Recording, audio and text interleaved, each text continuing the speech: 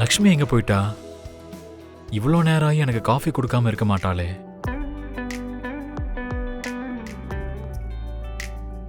மித்ரா, இன்னைக்கு ஆபீஸ்ல ஒரு இம்பார்ட்டன்ட் மீட்டிங் இருக்கு. கிளையன்ட்ஸும் வராங்க. நம்ம ஒரு புது ப்ராஜெக்ட் பத்தி எக்ஸ்பிளைன் பண்ணணும். சரி மனிஷா. சுதீர், என்ன மித்ராண்ணா? லக்ஷ்மி எங்க காணோம்? எங்க போயிட்டாவ? எனக்கு தெரியலண்ணா. காலையில இருந்து நானும் அவங்கள பார்க்கல. அவளுக்கு இவ்வளோ காலையில என்ன அர்ஜென்ட் வேலை? அப்படி போனாலும் என்கிட்ட ஒரு வார்த்தை சொல்லிட்டு போகணும்ல. இப்ப லக்ஷ்மி எங்க போனா நமக்கு என்ன வந்துச்சு? அவளுக்கு என்ன ஆனா நமக்கு என்ன? இங்க பாரு மித்ரா, நம்ம துணி மேல சேறு பட்டுச்சுன்னு வச்சுக்கோ, அத நம்ம கழுவி சுத்தம் பண்ணிக்கலாம். அத விட்டுட்டு ஒரு தடவை அனுபவிச்சதுக்கு அப்புறமும் மறுபடியும் அந்த சேறு பக்கம் நம்ம போகவே மாட்டோம்.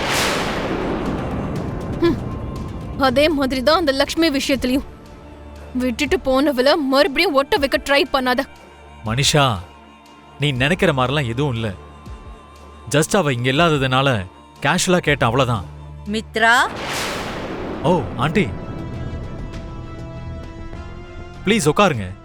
சந்தோஷ் உட்காரு. சித்தி, சித்தி. வரேன் மித்ரா. ஹாய் மனிஷா. ஜெகதீஸ்வரி வந்துட்டீங்களா? எப்படி இருக்கு Santhosh? I'm fine aunty. Sanjana, இங்க எல்லாரும் இருக்காங்கன்னு வாலாட்டுறல்ல. நாளைக்கு கல்யாணம் ஆனதுக்கு அப்புறம் உனக்கு 4 அதிசயம் நான் தாண்டி இருப்பேன். அப்ப ஆட்டுற அந்த வாலை நான் அறுத்தெறிஞ்சிருவேன். என்ன நினைச்சுக்கிட்டு இருக்க?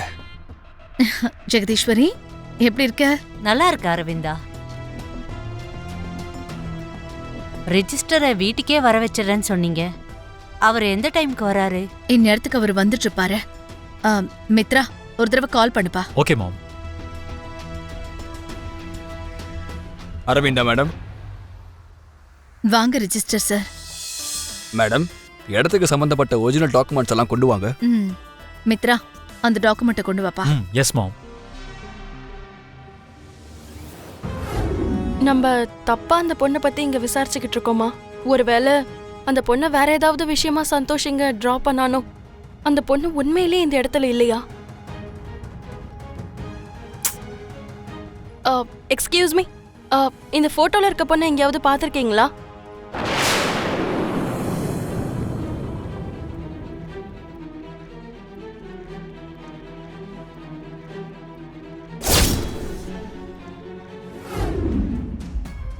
இந்த பொண்ணு பேரு கீதா.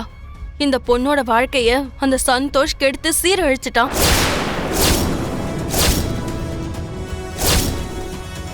லக்ஷ்மி, கொஞ்சம் நிறுத்துறியா? ஆரம்பத்துல இருந்தே இந்த கல்யாணத்தை நீ தடுத்துக்கிட்டே இருக்க. என் பொண்ணோட கல்யாணத்தையே சந்தோஷத்தையே எப்படி அழிக்கலான்னு யோசிச்சுக்கிட்டே இருக்க. இந்த கல்யாணத்தை தடுத்து நிறுத்துறதுக்காக வலுவான ஆதாரம் கிடைக்கலன்னு கடைசியில நீ இந்த அளவுக்கு கீழ்த்தரமா கேவலமான வேலையை செய்வியா? சூதுவாது தெரியாத சந்தோஷ் மேல அபாண்டமா பழி சுமத்துற?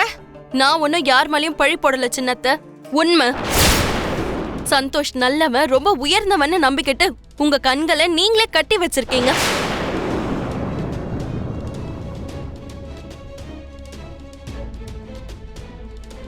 உங்க பொண்ணோட வாழ்க்கைய நீங்களே நாசமாக்க பாக்குறீங்க. நீங்களே ஒரு தடவை கண்ணை திறந்து பாருங்க. சந்தோஷ் எப்பேற்பட்டவன்னு உங்களுக்கு தெரியும். அட்லீஸ்ட் உங்க பொண்ணோட வாழ்க்கைய இப்ப வாச்சும் திருத்திக்கலாம்னு தோணும். எந்த ஆதாரமும் இல்லாம இப்படி பேசாத லக்ஷ்மி. ஆதாரம் எதுவும் இல்லாம நான் இவ்ளோ ஆத்திரப்பட மாட்டேன் சின்னத்த. ஆதாரம் என்கிட்ட இருக்கிறதாலதான் தன்மானத்தோட நான் நின்னு பேசிக்கிட்டு இருக்கேன். ஆதாரம் என்கிட்ட இருக்கிறதுனாலதான் எல்லாரும் என் மேல கோவப்படுவாங்கன்னு தெரிஞ்சும் கூட இப்ப முன்னாடி நின்னுகிட்டு இருக்கேன்.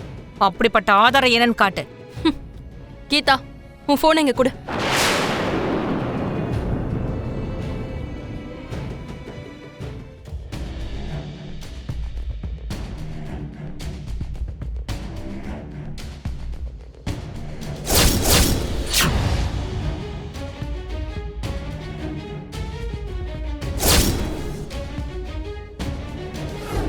இது ரொம்ப தப்பு சந்தோஷ். என்ன ரொம்ப ஓவரா பேசுற? வாய்க்கு வந்த மாதிரி பேசுற, உன்னை கொன்னுடுவேன். வெளியில போ. உன்கிட்ட தானே சொல்றேன். சந்தோஷ், காலம் மாறி போச்சு, டெக்னாலஜி உயர்ந்துருச்சு. நீ கீதா கூடவும் கீதா வயித்துல இருக்க குழந்தை கூடவும் சம்பந்தமே இல்லைன்னு உன் வாய்னால சொன்னா கூட டெக்னாலஜி தப்பு சொல்லாது. போய் டிஎன்ஏ டெஸ்ட் பண்ணா உன் உண்மையான ரூபம் வெளியில வராம இருக்காது. யாரோ ஏதோ ஒரு பொண்ணு வந்து சொன்னா அதை தான் நீங்க நம்புவீங்களா? அவ சுயநலத்துக்காக ஏன் மேல பழி போட்டா அதுதான் உண்மை நினைச்சுப்பீங்களா? மித்ரா சார், முதல்ல இந்த பொண்ணை இங்க இருந்து அனுப்பிடுங்க. வாய மூடுறா. டேய், நீ ஏதோ கொஞ்சம் நல்ல பையன்னு, உன் குடும்பம் ஏதோ ஒரு நல்ல நிலைமையில இருக்குன்னு சஞ்சனாவை உனக்கு கல்யாணம் பண்ணி கொடுக்கலாம்னு நினைச்சோம். ஆனா நீ ஒரு பொண்ணோட வாழ்க்கையை அழிக்கிற அளவுக்கு கேவலமானவனா இருப்பேன்னு நான் நினைக்கவே இல்லை. இது முன்னாடியே தெரிஞ்சிருந்தா இது இவ்வளவு தூரம் வந்திருக்காது. அது இல்ல மித்ரா சார். இன்னொரு வார்த்தை ஏதாவது பேசினேன்னா நான் என்ன பண்ணுவேன்னு எனக்கே தெரியாது. என்ன தேவியானே இது? ஃப்ரெண்டுன்னு சொன்ன, ஃப்ரெண்டோட பையனுக்கு சஞ்சனாவை கட்டி கொடுத்தா அவன் நல்ல வாழ்வான்னு சொன்ன. முதல்ல அவன் எப்படிப்பட்டவன், என்ன பண்ணிட்டு இருக்கான், அவன் நல்லவனா கெட்டவனா, இத பத்தி எதையுமே தெரிஞ்சுக்காம நீ எப்படி சஞ்சனாவை கட்டி கொடுக்கலான்னு நினைச்ச? அது வந்தக்கா, நான் இந்த அளவுக்கு யோசிக்கலக்கா. யோசிச்சு பார்க்கணும் தேவியானி. இது உன் பொண்ணோட வாழ்க்கை, இது உன் பொண்ணோட கல்யாணம்.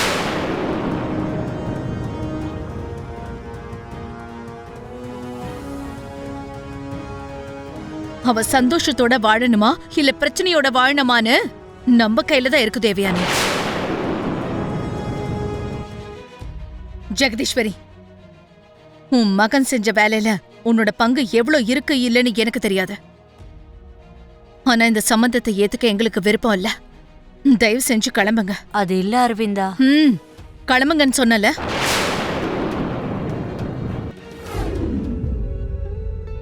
இந்த கல்யாணத்தினால நான் சந்தோஷமா இருக்க மாட்டேன்றத அன்னையால பார்க்க முடிஞ்சது. ஐயோ, கட்டாயப்படுத்திதான் நான் அவளை கல்யாணத்துக்கு சம்மதிக்க வச்சேன்னு எல்லார்கிட்டயும் சொல்லிடுவாளா? இவளை பேச விடக்கூடாது. சஞ்சனா, அதான் வரவேண்டிய ஆபத்து நீங்கிடுச்சுல்ல. நல்ல வேளை, நம்ம லக்ஷ்மி உன் வாழ்க்கையை காப்பாத்திட்டா. அதான் லக்ஷ்மியை நாங்க எல்லாரும் பாராட்டி பேசிட்டு இருக்கோம்ல. சரி, இந்த விஷயத்தை இதோட விட்டுடு. மொத்தமா மறந்து போயிடணும், சரியா? வா.